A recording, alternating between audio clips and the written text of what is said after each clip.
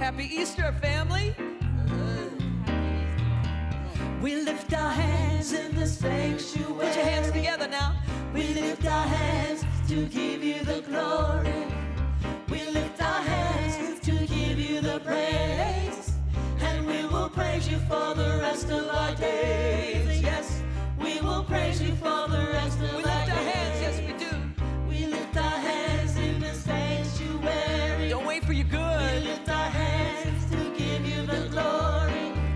We lift our hands to give you the praise. And we will praise you for the rest of our days. Yes, we will praise you for the rest of our days. Yes, we do. Let's clap our hands. Yeah. We clap our hands in the sanctuary. We clap our hands to give you the glory. We clap our hands to give you the praise. And we will praise you for the rest of our days. Yes, we will praise you for the rest of our days. It feels good to be together, amen. Yes. We're singing our song. Let's sing. We sing our song in the sanctuary. We sing our song to give you the glory. We sing our song to give you the praise. And we will praise you for the rest of our days. Yes, we will praise you for the rest Here we of go our now. days. Spirits, we give you the praise. Oneness, we lift up our days. Knowing forever now. And we will praise you for the rest of our days. Yes, we will praise you for Keep the your rest hands of together. our Keep your hands together. Let's do breakdown. Yes. Look around the room and say, yes, you look good in your Easter bonnet.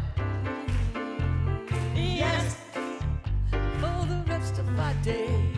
yes, Lord, for the rest of our days. Yes, All right. yes, Lord, for the rest of our days. Yes, yes, Lord, for the rest of our days. And we will praise you for the rest of our days. Give it up, give it up, yeah.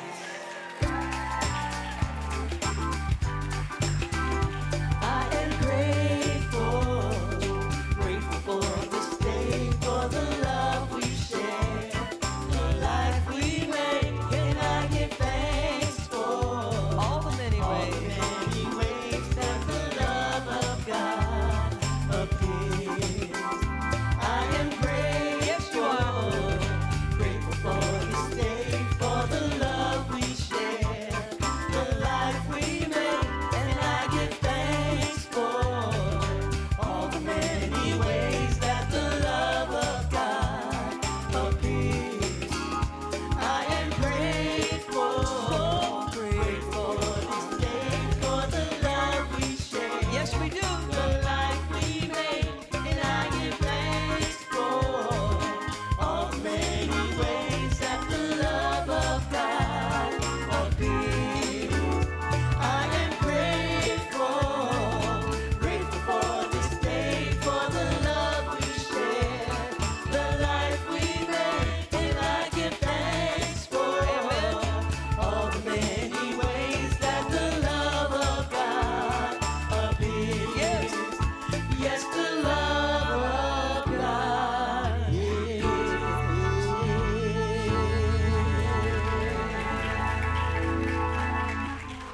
Thank you, Al, Maya, and Jamel. Ooh, good afternoon, everyone.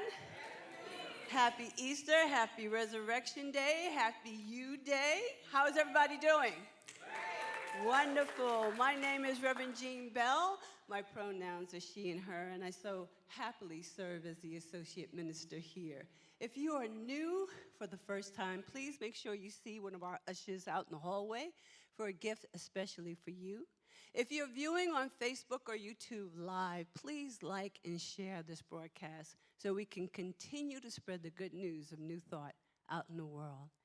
Our speaker today is our beloved Reverend Dr. David Alexander, and I know he has a wonderful resurrection. I'm going to say resurrection. We got to rise up, right? We got to rise up. All right, I'm going to say the affirmation. I'm going to read it all the way through, and then I'm going to invite all of you to say it with me. I'm a little out of breath. I was singing. All right, here we go. I am rooted in truth, grounded in the wisdom of interconnected life. As I nurture the soil of my consciousness with intention and love, I grow in alignment with a future of wholeness, balance, and limitless possibility. All right, beautiful, yes? Let's say that all together. I am rooted in truth, grounded in the wisdom of interconnected life. As I nurture the soil of my consciousness with intention and love, I grow in alignment with a future of wholeness, balance, and limitless possibility. And so it is. All right, please welcome Mally with our announcements.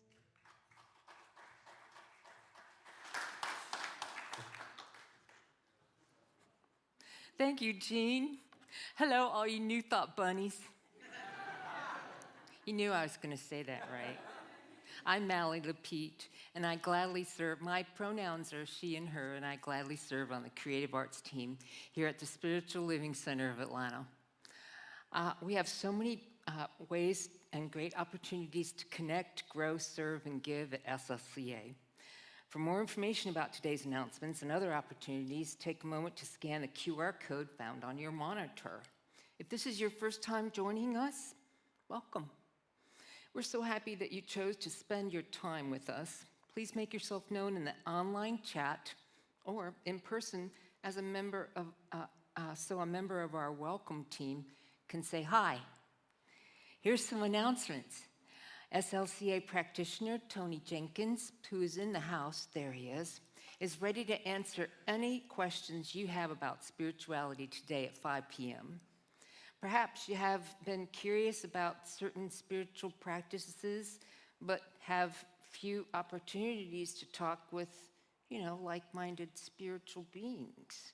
Well, they don't have to be spiritual. I added that. Every third Sunday, Tony leads a discussion group exploring topics that may be hard to talk about with your friends and family. Current friends and family. You can make new ones. This is one of the most popular workshops. So, if you haven't joined yet, check it out today, 5 o'clock. Plan now to be in attendance next Sunday, April 27th, last Sunday, for our annual SLCA Town Hall meeting. You don't want to miss this, as we have very important announcements for you. The meeting will begin following the service. Has this teaching changed your life at all? Yes. Oh, cool. Yes. Of course it has. Well, why not share it with others? Sunday, May 4th, is our monthly potluck and Bring a Friend Sunday. It's the first Sunday of the month. If you have ever been considering inviting your friends, now's the time. Introduce them in our Sunday experience. We are excited to meet your friends and welcome them to the SLCA family as we share great food and amazing fellowship following the service. Thank you so much for joining us today. We look forward to visiting with you after the service in the fellowship hall for some good eats, companionship, hugs. I'm a hugger. So please be sure to speak with at least 2 people that you haven't spoken to before, or maybe in a long time. I'll see you there. Remember, you belong.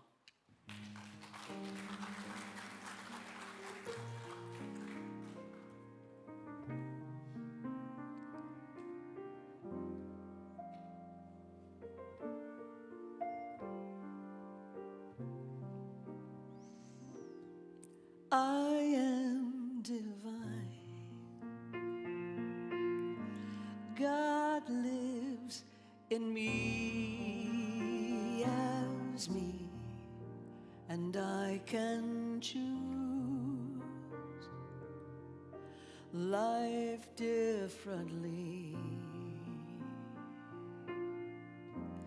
We all are one, and we are free right now. God lives in you. God lives in me.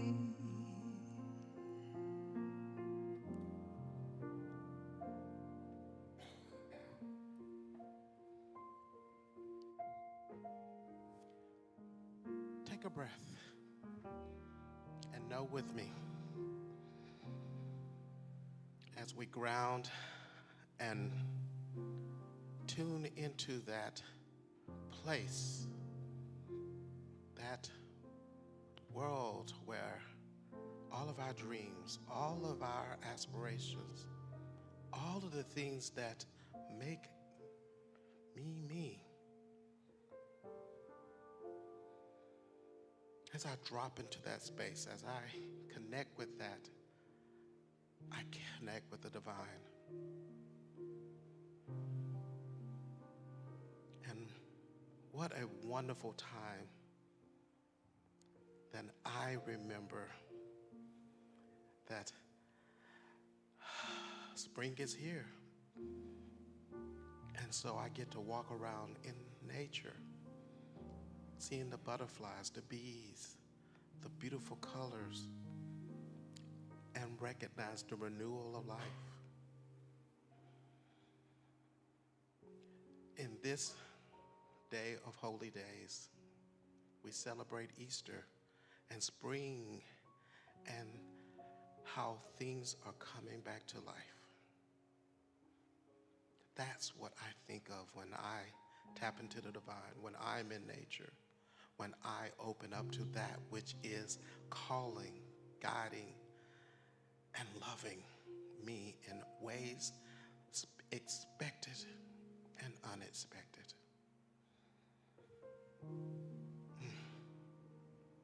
I'm so grateful to have this opportunity to see so much beauty, to know that at any moment this awakens with me in any way possible.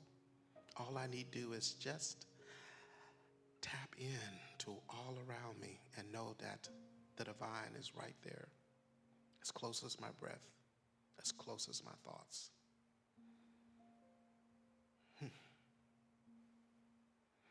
I don't know for you, that's comforting, that's joyful, that is peaceful for me.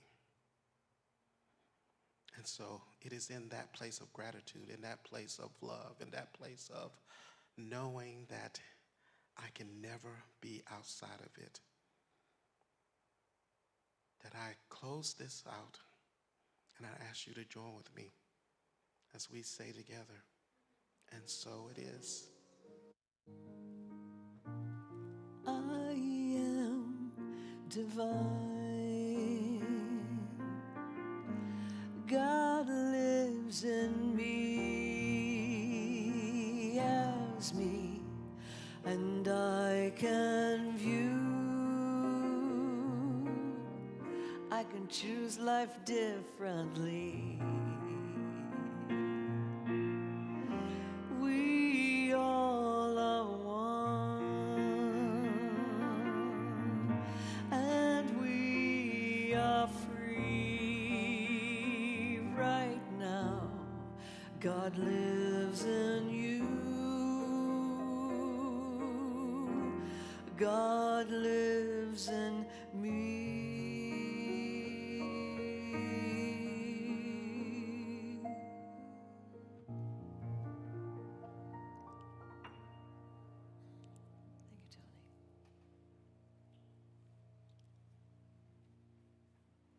Beautiful. Thank you, Penelope. Thank you, Tony, for that beautiful prayer. Good afternoon.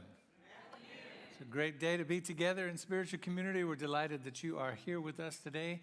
My name is David Alexander. My pronouns are he and his. I'm delighted that you decided to spend part of your Easter day with all of us, including everybody who's watching online. This is our time of giving. It's our time of circulation. It's our time of participating in the divine flow that is always moving in through and as us.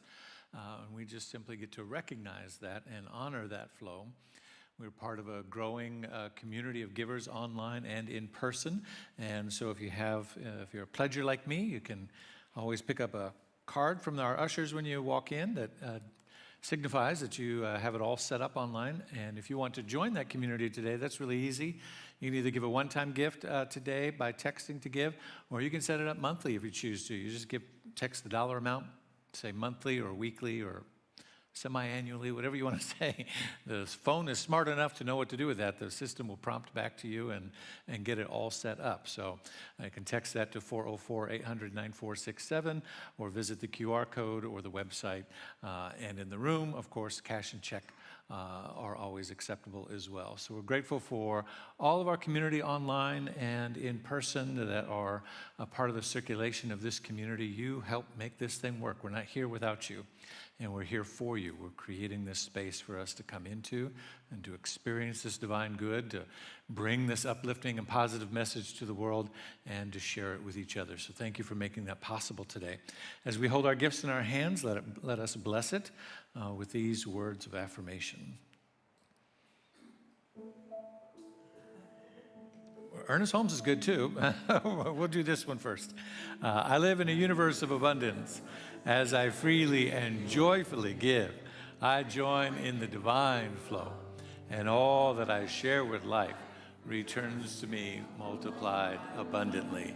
And so it is, and so we are. Thank you.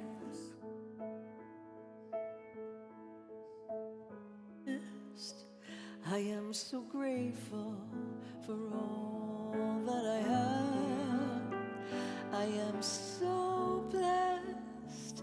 I am so blessed. I am so grateful. I am so blessed.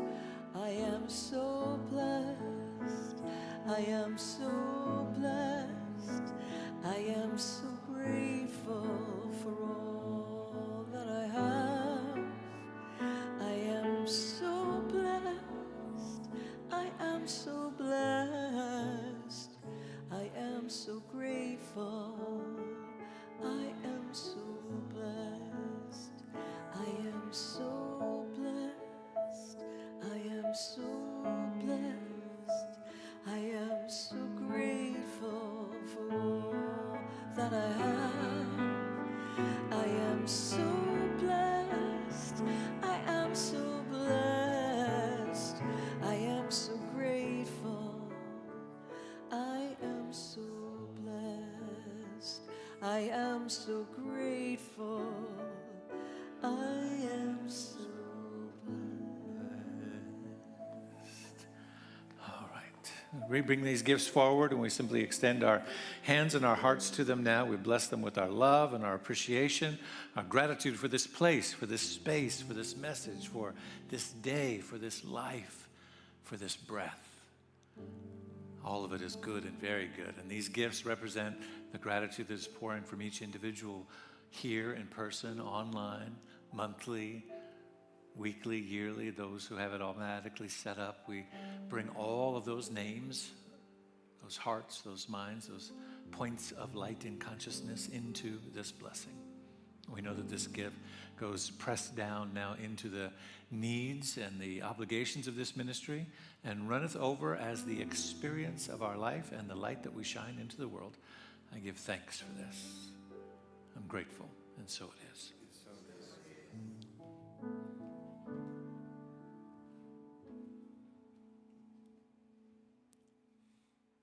welcome, Al.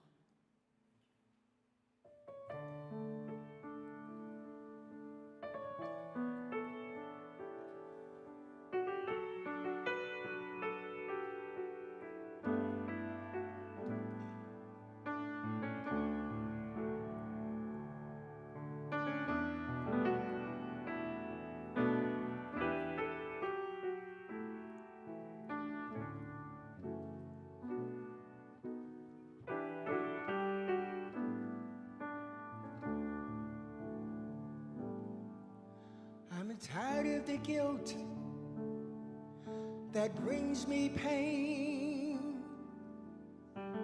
Now is the time to let go of the shame, the past behind me. I see anew. I'm ready for my change. I'm ready for my change. I believe you. I forgive me. Everything that I've been holding on to, I let go. I surrender. I surrender. I'm ready for my change. I'm ready for my change. I forgive them. I forgive them. Everything that I've been holding on to, I let go. I surrender. I surrender. I'm ready for my change. I'm ready for my change. Join me. I forgive me. I forgive me. I forgive me. I forgive me. Everything that I've been going. Everything that I've been holding I can on just to, let go. I let go. I surrender. I surrender. I surrender. I surrender. I'm ready for my change. I'm ready for my change. I'm ready for. I'm ready for my change. I forgive them. I forgive them. Everything that I've been holding on to. Everything that I've been holding on to, I can just let go. I let go. I surrender. I surrender. I surrender. I'm ready for my change. I'm ready for my change. I'm ready for my change. I forgive me. I forgive me. Everything that I've been holding just on let to, go. I let go.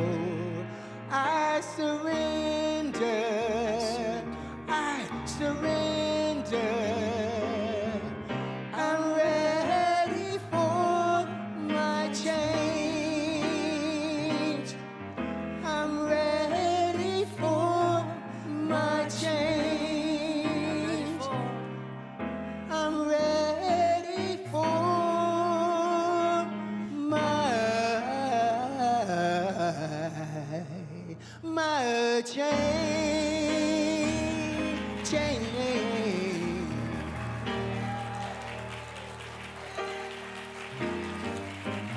Al Shelman.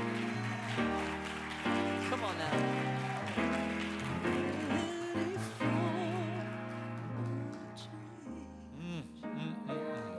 Yes, give it up. Al.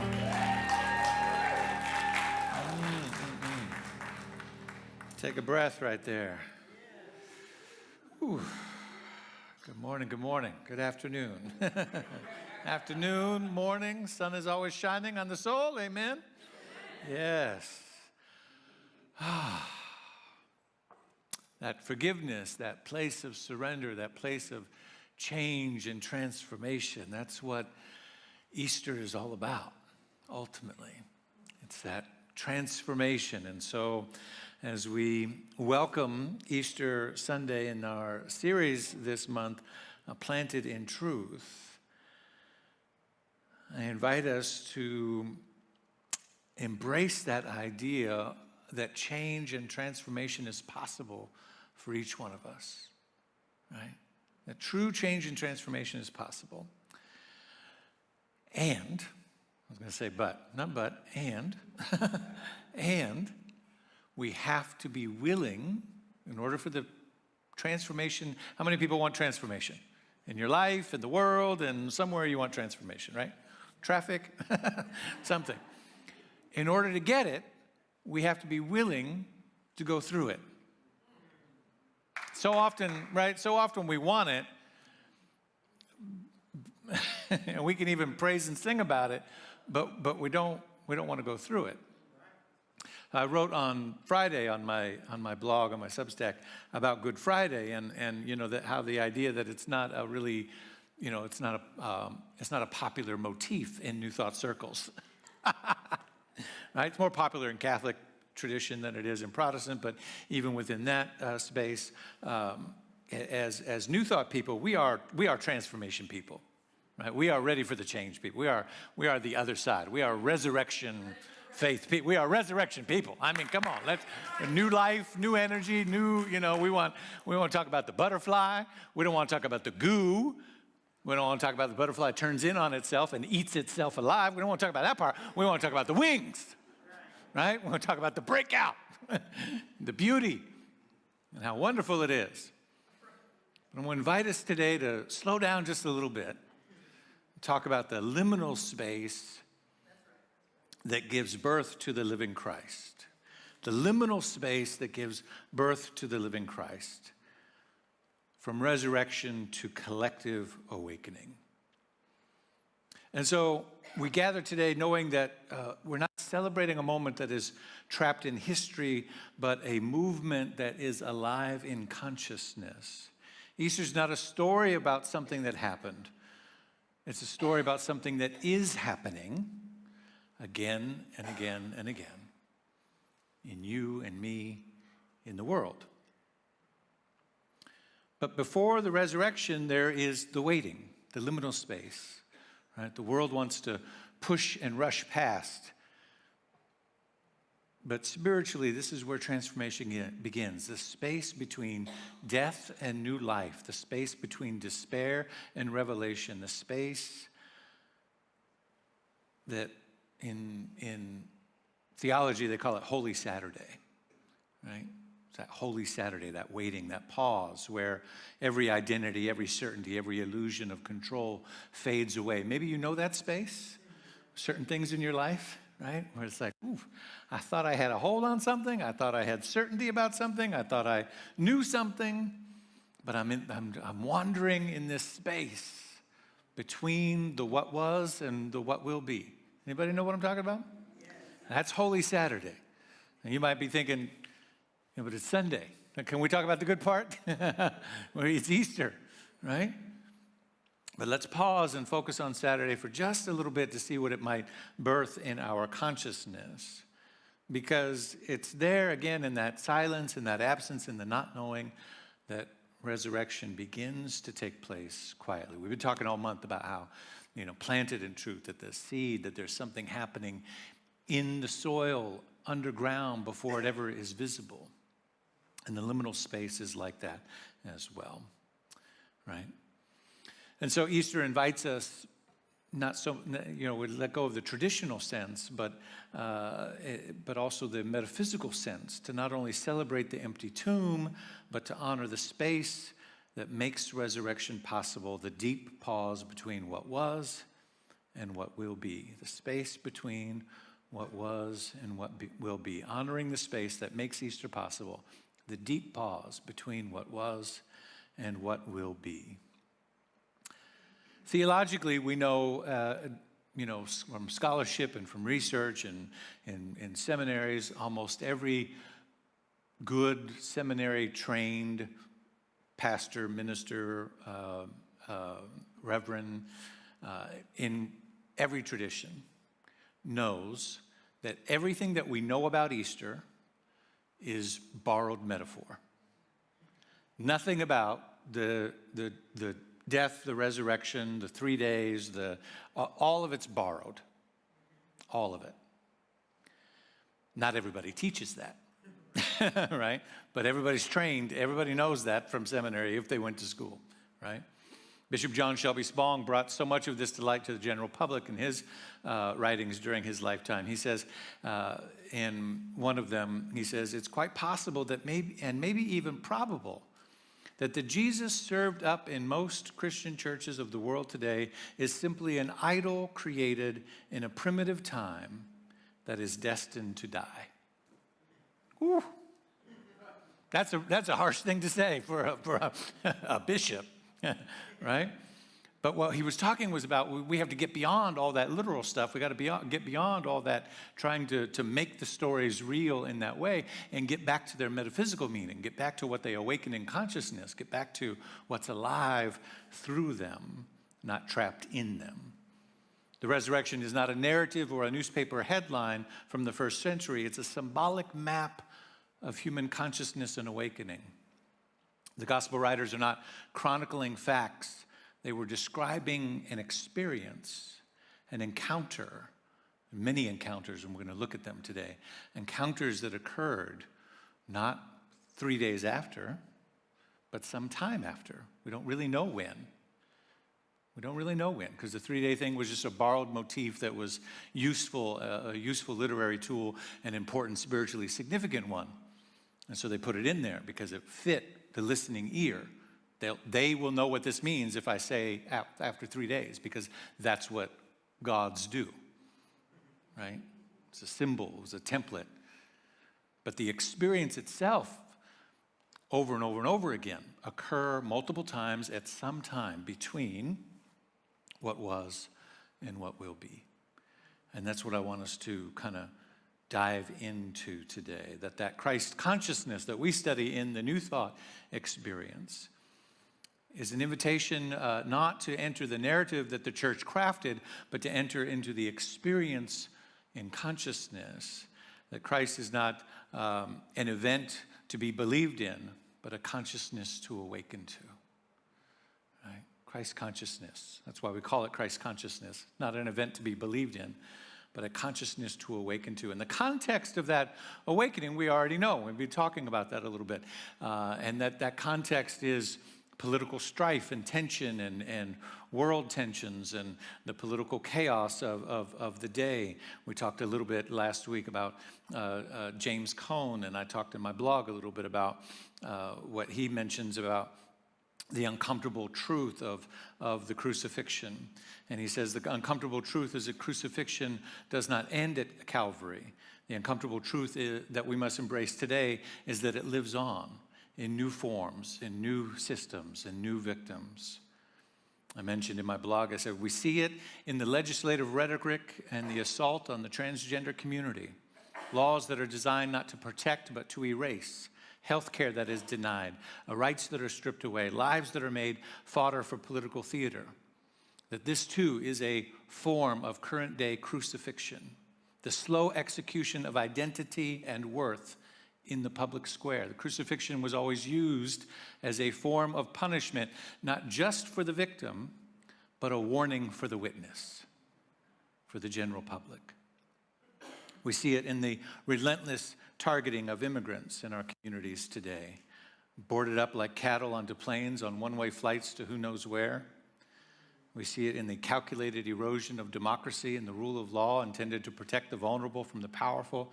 It's increasingly twisted into a shield of power for the powerful from accountability.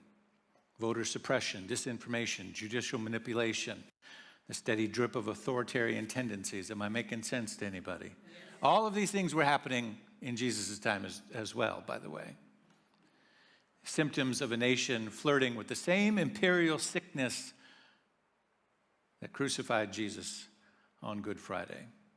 The cross today and Good Friday was not on Calvary Hill, but on Capitol Hill. Democracy herself hangs in the center. Human dignity on the cross, flanked by the transgender community on one side and Kilmar Abrego Garcia on the other. Criminals, according to the state, whose only crime is their presence within the walls of a would-be kingdom where they're not wanted. And it begs a question for us today in this liminal space between the agony and the joy of resurrection. there lies this mysterious space. But the world sometimes barely notices it because we want to jump to the good part. The pause between what was and what will be, the chrysalis between the caterpillar and the butterfly, the space that asks us to find faith and yet sit with what is. Do you know that place? To find faith, not to sit in despair, but in that space you got to find faith. You got to know that something else is happening. Something else must be going on here. But yet, at the same time, so it's not a denial. It's not a la, la, la, I just see all is good. Right? It's not that. It's I'm fully present with what is painful, with what is broken, with what doesn't make sense, with what hurts, with what is confusing or uncomfortable. And yet I know something is coming. Something greater is going to break through. And it's the willingness to sit in that space long enough that actually is the key ingredient for transformation. If we rush too quickly and say, well, it's all good, there must, all things work together for good, It's true. It's spiritual truth in that statement. But all things work together for good to those that love God, those who are called according to its purpose. And the purpose is to be present right where you are, to not rush the process. This is the true beginning of resurrection, the willingness to sit in the unknown. Notice, even as I say it, the ways and the things within you that want to jump to the end, right? Jump to resurrection, the new beginning, or to go back. You notice that too? There's part of you that just can I just go back? Can we just go back to what it was before? Before you brought up all this change and transformation. I thought I wanted it, but you told me I'm going to have to sit in it, and I ain't got time for that, and that's too uncomfortable. So can we just go back? And there's a longing within you. Anybody ever had that one before? The longing to return to what was. I just want to go back. Right now I'm sitting in some stuff because I found out yesterday some people in my life that passed. One of them, a very good friend of mine here in Atlanta, a pastor, a bishop. And I haven't yet made sense of it because it happened late. My awareness of it happened yesterday, late afternoon. And I'm present with his community that's having church right now and his mother. And I'm present with the pain that's in the wider inclusive community and Bishop Flunder and the organization and all the different people, Columbia Theological Seminary where he was an adjunct professor, and all of the things that don't make sense to me. And I don't want to sit in that. I just want to go back about 24 hours to the awareness that he's still there.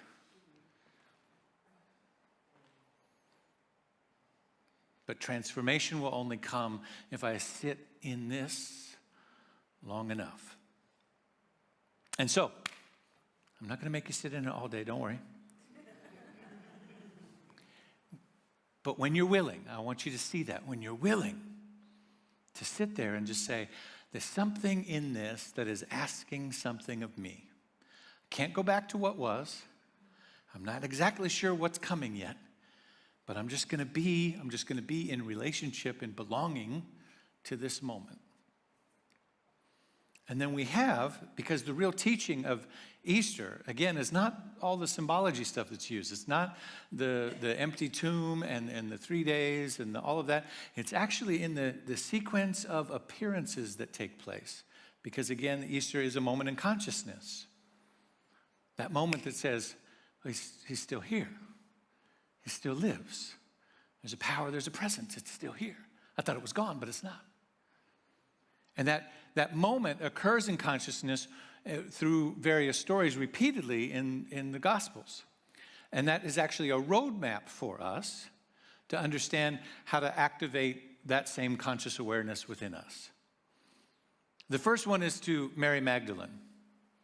And it's significant because for all of the patriarchy, for all of the patriarchy, for all the patriarchy, right? I mean, that word is sufficient in and of itself. That's in Christianity, that's in the Gospels, that's in, just in the world in general. For the first appearance, to not be to a disciple of the 12 men, but to Mary, to the most significant disciple, the closest to him. And then the second, anybody know the second? To the two women coming to the tomb to do the blessing and the oils and the spices and all of that. And then to the disciples on the road to Emmaus, and then to Peter, Simon, and then to the group of disciples when he walks through the door, or through the wall, except Thomas isn't there, and that's significant. And then to all the disciples, including Thomas. Where am I? There's 6 of them. There's about 11 of them. Then to the disciples at the sea, where they're fishing. I'm going to go back through these and talk about their significance. But already you should be hearing something about them. Then to the disciples at the Sea of Galilee, then to the 11 in the mountain, and then to the 11 again, and then to the 500 believers, and then to James, his brother, and then finally to the masses gathered for the ascension. So let's go back for a second. It starts with Mary. Mary, alone in grief. Christ consciousness appears when the heart is open and vulnerable. Christ consciousness, Easter is that moment in consciousness, that awakening of eternal truth, and the gospel gives us the map to that awakening. I already said that. Christ consciousness appears first to those who are willing to feel. If we're not willing to sit in that feeling, Mary Magdalene is sitting in her grief. And that's why I started with this idea that not to bypass, not to skip over, not to just run to the good part of the story, but to sit. She's willing to sit, so she's our teacher that says if you're willing to just sit there for a minute and not rush the process, insight will come. The women returning to the tomb, they're working. They're there to do a job that they've been asked to do. Their hearts are also grieving. They've lost their leader. They're troubled and disturbed, but they had a job to do. They have an assignment to do. And so in the midst of their serving, I watched this morning as all of my ministerial colleagues who knew our friend were busy doing their churches, doing their work, and there they were serving. And I had work to do, and I had some online stuff to do, and there was a part of me that didn't want to do it. I just wanted to sit and wallow. But I felt better when I showed up in service. Christ consciousness reveals itself when we show up and we serve, those who are willing to serve. And then to Peter, the call to leadership. Peter represents the rock of the faith that is later built. So Christ consciousness appears to those who are willing to lead, those who are willing to step out, those who are willing to say, in the midst of all of this, I don't understand what's going on, but I'll take a leadership role. I'll step up and do something, right? Those who are willing to heal, the disciples that are on the road to Emmaus, which is mineral, what do you call that? Hot springs, healing place. It's a spa. No. Those who are willing to heal. So we have those who are willing to feel. We have those who are willing to serve. Those who are willing to lead. Those who are willing to heal. Those who are willing to not keep the wound, but to say, I have it. I'll serve anyway. And eventually I'll heal it. I'll get beyond it. I won't carry it around like a grudge. I won't use it as a bludgeon against other people. Right? I'll heal it. And then we have willing to appear to those who are willing to face their fear. The disciples are huddled up behind the closed door without Thomas there, and Jesus walks through the wall and appears to them. Those who are willing and And you'll notice by now the pattern that for the most part, with the exception of Mary and Peter and James, all of the appearances are what? Collective. There's more than one person there. It's 2 disciples serving. It's 2 going back to the tomb. It's 2 going to the mineral waters. It's the group that's gathered behind closed doors. They're willing to, in community, say, yeah, I got some fear and trepidation about this. I don't know what's going on. They're not alone. They're in community. And then those who are willing to face their doubt, Thomas. And then we have the men who are fishing, and then we have the crowd of 500, and then the ascension. And so all of these kind of represent through relationship. The 5,000, or sorry, if I keep saying 5,000, the 500, then his brother James, and those who are fishing, relationship. Again and again, the emphasis here is relationship, that Christ consciousness reveals itself through the daily tasks of relationship. When we get out back in there and serve in the world. And so, what does all of this mean? It means, I'll go back and tell you more about Mary and all of that other stuff, but what I want you to get is that we don't need more isolated individuals of awakened consciousness.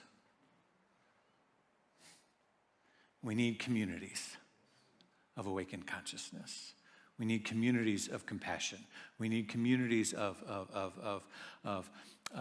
justice and activation and service and healing and all of these different things, right? It has to happen through community.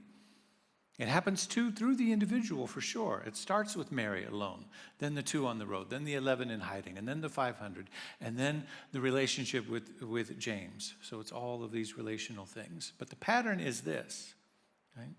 Ernest Holmes says, we live in a universe of mutuality, a universe of unity. The realization of this is key to the healing of the world. We live in a universe of mutuality, a universe of unity. It's mutuality and unity at the same time. This relationship is key to the healing of the world. And so the path of the awakening is simple.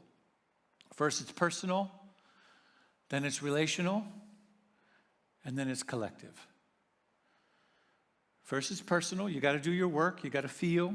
You got to be willing. You got to show up. You got to sit in it. And something in insight will come, that you are bigger than this. That there is something within you that still lives, that there's a vision for you, that even though that thing that once was that you grieve, there's something else coming. All of that stuff, right? It's first individual or personal. Then through relationship, you got to get out and be in relationship with it. And then collective. The problem is, the challenge that we have, and particularly challenge within New Thought communities, is that we want to go from 1 to number 3. We want to go from, I'll do my personal work, or I'll look at it, and yeah, it's all personal, so let me just figure out my own consciousness, and then the world will heal. If everybody just does their personal work, then the world will fix itself. Because we'll hit a critical mass of enough individuals doing their personal work, and then poof, like magic, we just all show up on the other side better. Have you noticed that hasn't happened yet? There's all of this work that has to happen in the middle. It says, you know, as an awakened soul, you might need to go with a group of people and go talk to your legislatures. You might need to go with a group of people down to the State House. You might need to go with a group of people, you know, down to this place. You might need to go with a group of people and go serve the homeless. You might need to go with a group of people and go show up here. And then if enough groups are doing that, then collectively something will begin to happen. Because when you get out there, you'll say, oh, you're here to serve too. Oh, well, we brought our little group, and where there's just 2 or 3 of us, but there's like 10 or 15 of you. Can we help you? Can you help? Right? And collectively, the energy begins to build, and we get more momentum. We get more engagement. We get more transformation. It begins in the personal. It ends in the collective, but it moves through the relational. We don't need more enlightened individuals. We need movements of mindfulness, communities of compassion, circles of courage. And so today I invite us to answer that call, to not believe in the resurrection, but to become the resurrection. To not worship Christ, but to embody Christ consciousness. To not rise alone, but to rise together. The world is waiting for us. Love is waiting for us. Resurrection is waiting for us. Let's rise together. I'm going to call the practitioners to come forward as we pray. And I invite you to take a deep breath. Feel the power of this moment. I rise today in consciousness, and I rise with all humanity. There have been services and songs and prayers and worship of all kinds. Seeking, sometimes beseeching, or worshiping, or praising this idea, this invitation of an awakened awareness, a collective consciousness. And yes, some of it looks different than how we do it, or sounds different than how we do it, but we don't pay any attention to that because we know that there's only one. And so there are different styles and rhythms and ways of being, but the call is the same. The call is for humanity to wake up. And in this moment, we invite ourselves personally and collectively to join that my heart is open, my mind is clear, and I'm open to that collective horizon, rising into it. Ernest Holmes says this about resurrection. He says, "Today the horizon is clear. The voyage starts anew, and we are reborn. True resurrection is not only from this life to the next, but it takes place daily, hourly, as we shed limited concepts of life and come into the vineyard to gather fruits of the Spirit hanging rich from the vines of God.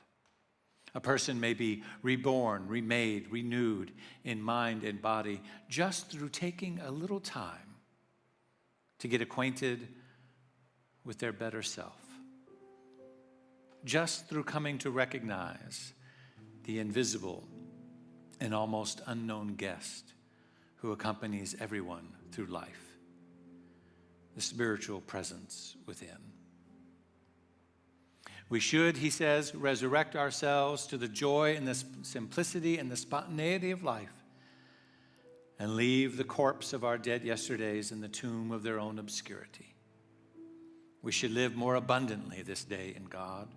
We should come out of our tomb of ignorance and disbelief. And when we do, how glorious shall be the dawn."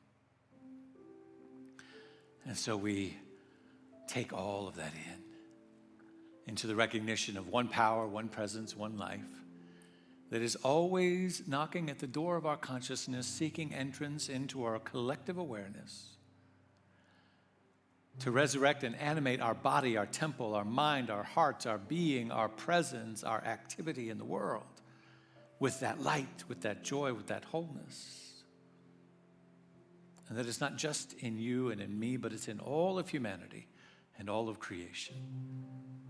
And that we see it, that we're activated by it, awakened to it, and moved in the spirit of it.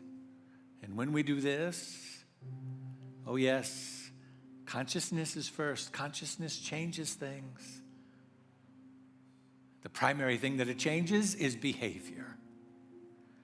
And so I know that all of the things that are happening in the world today that are causing strife and distance and pain and confusion and oppression and subjugation and everything else that we would identify as not that of holding the weight of the divine can all change in an instant because consciousness changed first. A consciousness of love and unity and wholeness, of our oneness with our siblings and our family and humanity, that we would do for them what we would want for ourselves, that we would rise up and demand justice and equality and peace and goodwill be expressed in our governments, in our homes, in our schools, in our cities, in our minds, and in our hearts. Nothing is left out. Let us rise into that new dawn and that great collective vision with all of humanity today. For this and more, I say thank you, God. And so it is.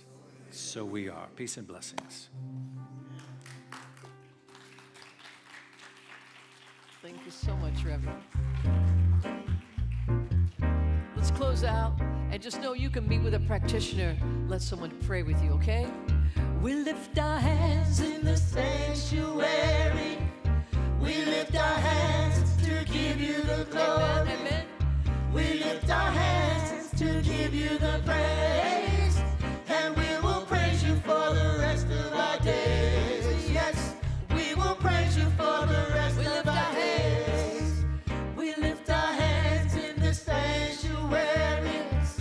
We lift our hands give you the glory. to give you the glory. We lift our hands We lift our hands to give you the praise. and we will praise And you we will praise you for the rest of our days.